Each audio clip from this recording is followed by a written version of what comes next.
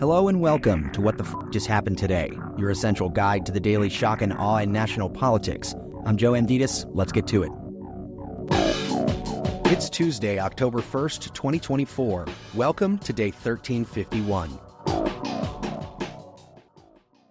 Iran fired nearly 200 ballistic missiles at Israel after Israel launched a ground invasion into Lebanon. The strikes also follow Israel's killing of Hezbollah leader Hassan Nasrallah last week. Most of the Iranian missiles were intercepted, including with help from U.S. naval destroyers, and there are no reports of deaths inside Israel. The Biden administration described Iran's attack as defeated and ineffective, but acknowledged that this is a significant escalation and said there will be severe consequences.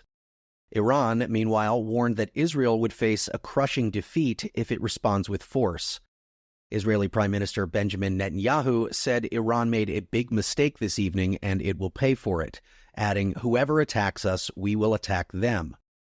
The UN Security Council, meanwhile, is holding an emergency meeting to discuss Iran's attacks on Israel and the threat of a widening war in the region. Back in the United States, nearly 50,000 members of the International Longshoremen Association are on strike over wages and guarantees that automated technology won't be used to replace them. The strike is the first by the union since 1977 and impacts 36 ports from Maine to Texas. It's expected to cause an immediate disruption to global supply chains that connect the U.S. to the global economy. The ports account for more than half of the nation's imports, and the economic loss from the shutdown is expected to be between $3.8 and $4.5 billion per day.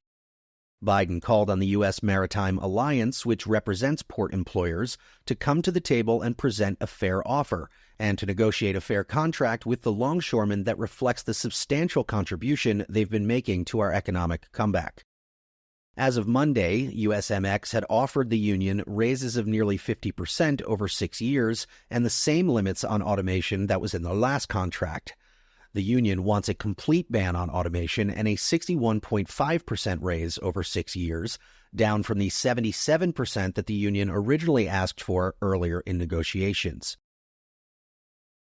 And finally, the chair of the Federal Reserve said the economy is in solid shape, adding that while more rate cuts are expected, the size and speed will depend on the data. Fed officials lowered interest rates by 0.5 percentage point, 50 basis points, at their September meeting and penciled in 2 more quarter-point rate cuts in November and December. It was the first reduction in more than 4 years. Powell said, "We're looking at it as a process that will play out over some time," referring to the Fed's interest rate reductions. He added that it's not something that we need to go fast on. It'll depend on the data, the speed at which we actually go. Inflation fell to 2.2% in August, and the unemployment rate ticked down last month to 4.2%, nearly a full percentage point higher than the low of 3.4% that it reached last year. Hiring, meanwhile, has slowed to an average of 116,000 jobs per month over the past 3 months, about half of its pace a year ago.